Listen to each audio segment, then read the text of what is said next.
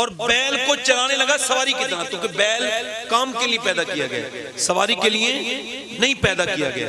तो जब इसने ये देखा ना कि ये बैल नहीं चल रहा है, तो इसने उसको मारा, वो फिर नहीं चला।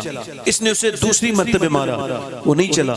इसने उसको तीसरी मर्तबे मारा, वो नहीं चला। जब बार बार मारता रहा वो नहीं चला, तो पहले एक आर होती थी, आर जो एक पैने के अंदर लगी होती थी, वो आपके यहाँ क्या कहते हैं उसे, डंडे के अंदर एक आर होती थी। इसने गुस्से में बैल के वो भोंक दी पीछे से, तो गुस्से में जब उसने भोंकी, बैल के पैन हुआ, दर्द हुआ। बैल ने पीछे मुड़ के देखा और देखने के बाद कहा तुझे शर्म नहीं आती? अल्लाह ने मुझे इंसान काम के लिए पैदा की नहीं, काम के लिए पैदा किया है, तू मुझ पे सवारी करना चाहता है? तो इसने मुड़ के देखा बैल को, कहने लगे साहब हैरत की बात है कि बैल इंसान की जबान बोल रहा है। तो बैल कहने लगा तुझे इस बात पे हैरत है कि बैल इंसान की जबान बोल रहा है, और मुझे इस बात पे हैरत है कि जंगल के सारे जानवर आमना के लाल को अपना नबी मान चुके हैं, तू इंसान हो के नबी नहीं मान। तो हुजूर के जिक्र में तो बैल भी बोलते हैं। आप जरा बोले ना, आप तो अशरफुल मखलूकात हैं। 90 नेकियां मिलती हैं एक बार सुभान अल्लाह कहने में।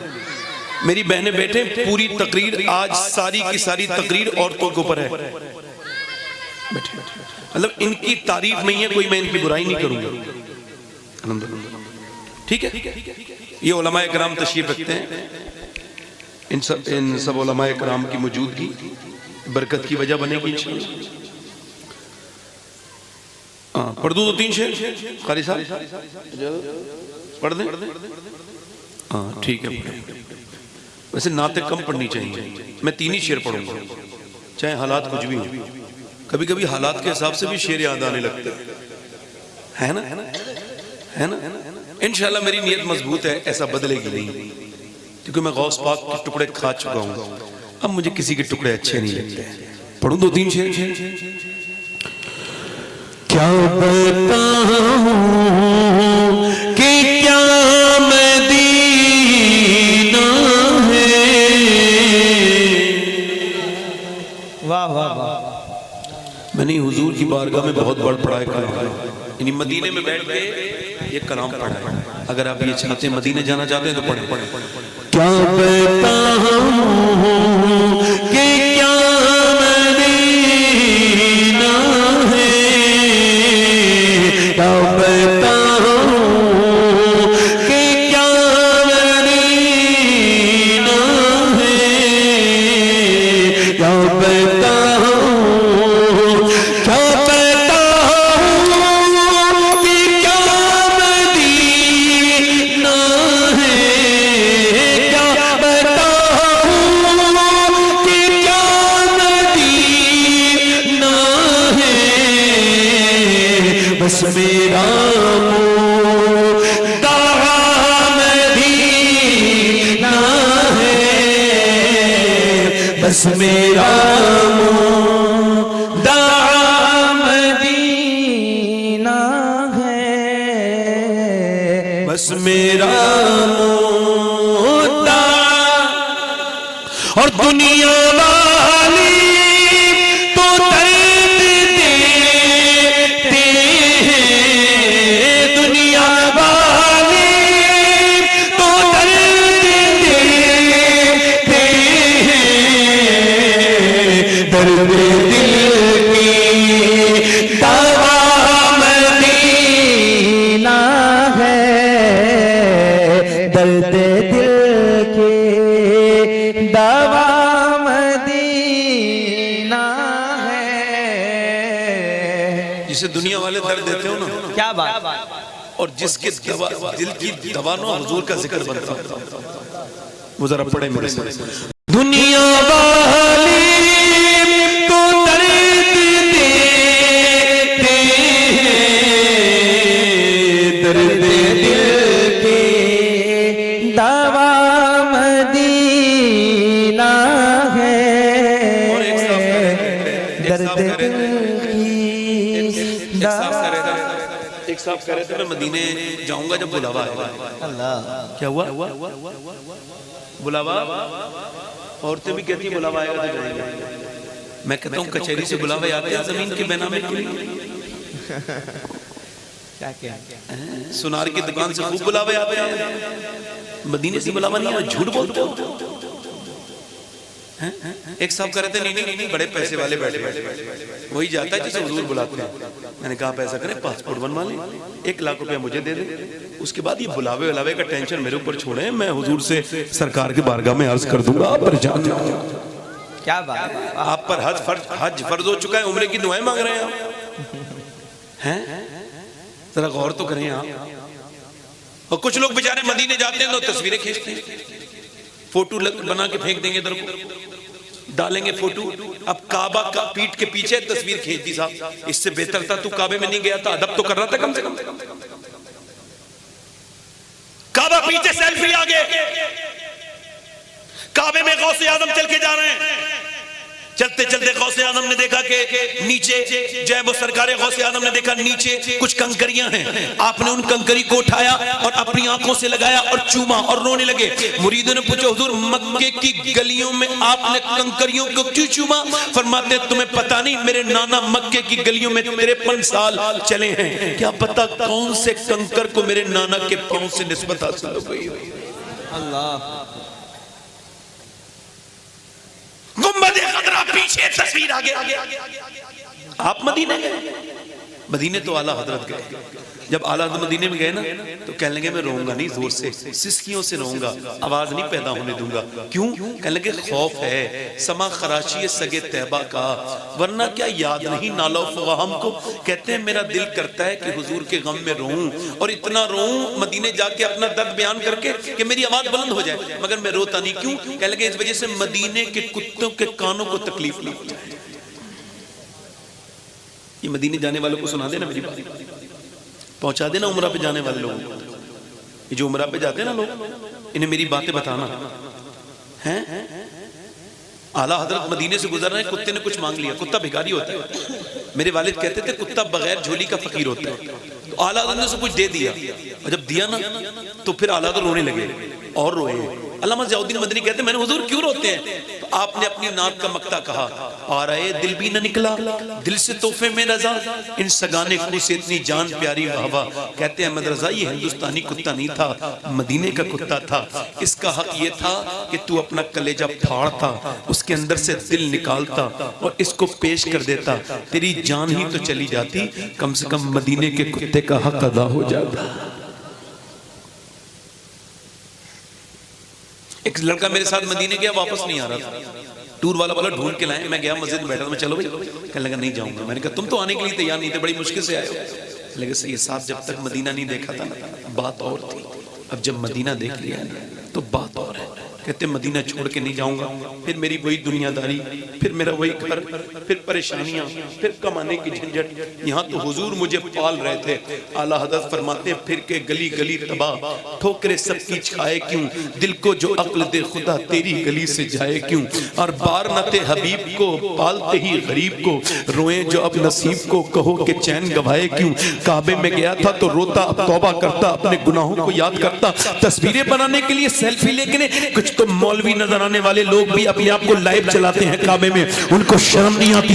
न जाने कितनी उनको चाहिए शोहरत, कितनी शोहरतें चाहिए उन लोगों को। मेरी तरफ देखो और गौर करो, मदीना शरीफ की में जाकर के अपनी तस्वीर लगाई, इंस्टाग्राम पर, फेसबुक पर अपनी तस्वीर लगाई, अपने स्टेटस में, व्हाट्सएप पर, कोई मुझे लाइक कर दो, कोई मुझे शेयर करो, कोई मुझे यूट्यूब पर देखो, मैं मदीने में हूँ मुझे लाइक करो। बेवकूफ, अरे मदीने में भी दुनिया वालों से लाइक मांग रहा है। अगर अक्ल होती तो दुनिया वालों से लाइक ना मांगता, एक लाइक मदीने वाले से मांग लेता। क्या एक लाइक, क्या बात, एक लाइक बोले तो सही, वाह वाह, बोले तो सही, सुभान अल्लाह। एक लाइक। और सुनो, मदीना ऐसी जगह है जो एक मर्तबा मदीना जाता है ना बार बार जाता है। नौजवानों देखो, अब मेरी बात सुनो, ये मोबाइल पुराने हो जाएंगे मगर मदीना देखो, आखिरत की तैयारी हो जाएगी। जाओ, जवानी में जाना है हज का। ये जो लोग बुढ़ापे में बेचते हैं ना अपने माँ बाप को, तवज्जो है कि नहीं? अब ये सुन लो मेरा जुमला, ये जो बुढ़ापे में अपने माँ बाप को बेचते हैं, हज इन पे फर्ज होता है, भेजते माँ बाप को हैं।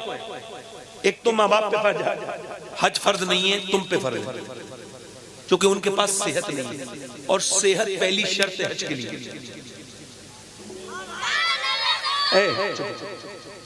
खामोश बैठे रहो, बोलना नहीं, सुना, मेरी तरफ देखिए, कोई जरूरत है हर जगह शोर मचाया जाए, बात देखिए। अब वो जब आप छोड़ के आए अपने माँ बाप को हज करने के लिए, और वो एयरपोर्ट पे जाके बेवकूफ बन रहे हैं, उन्होंने कभी फ्लाइट में बैठे ही नहीं, अब वो इधर सामान लेके घूम रहे हैं इधर को, अब बगैर इमिग्रेशन के वो फ्लाइट में बैठने जा रहे हैं, उन्हें धक्के मार के डाला, इधर क्यों आ गए, उधर जाओ। अब उन्हें परेशानी हो रही है, ये तो एयरपोर्ट से शुरू हो गई। वो उतरे, मैंने अपनी आंखों से देखा मिना में और अरफात के मैदान में, मैंने अपनी आंखों से देखा, बीबी ने अपने शौहर से कहा चल आता रहना, मैं जा रहा हूं, जवान बीबी ने, ऐसे हालात होते हैं।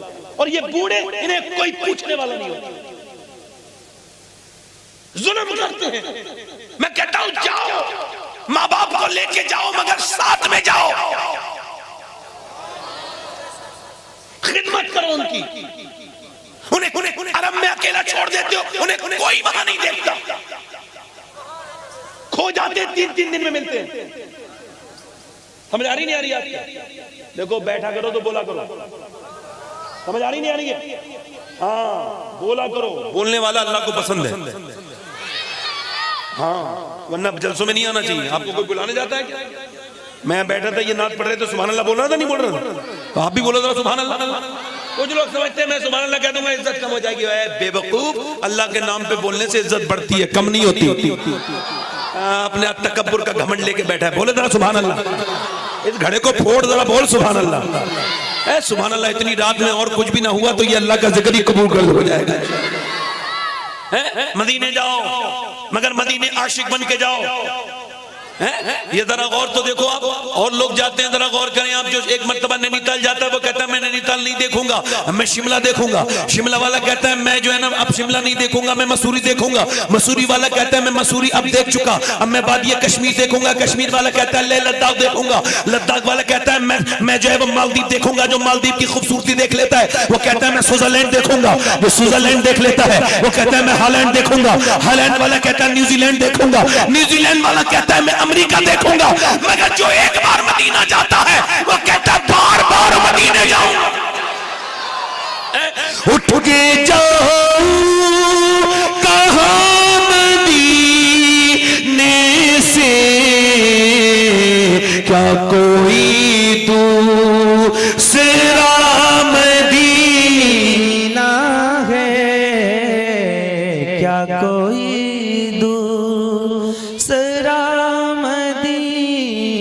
ना है। अब मेरी तकरीर यहाँ से शुरू हो रही है। मैंने 3 शेर कहे थे, हो गए थे, क्योंकि मैं खुद भी शायर हूँ, अल्लाह का शुक्र है। हालांकि बहुत बड़ा तो नहीं, बहुत छोटा सा था, मगर 3 शेरों का मतलब समझता हूँ 6 मिसरे होते हो। समझ आ रही नहीं? मैं इतनी देर नात पढ़ता हूँ जितनी देर मुकर्रर के हुक्म से बाहर ना जाऊँ। अब मैंने अपने 3 शेर पढ़ दिए, अब मैं अपनी तकरीर शुरू करूँ। तकरीर का मेरी उन्वान है बच्चों की परवरिश। ठीक है, थोड़ी देर वक्त है आपके पास। कुछ लोग यहाँ बच्चे वाले हैं, कुछ लोगों को अल्लाह बच्चे देगा इंशाअल्लाह। मेरी बहनें कुछ होंगी माएँ, कुछ बनेंगी इंशाअल्लाह। अल्लाह उन्हें बच्चे अता करे, बेटियां अता करे। मैंने बड़ी तकरीरें की, माँ बाप का एहतराम किया जाए।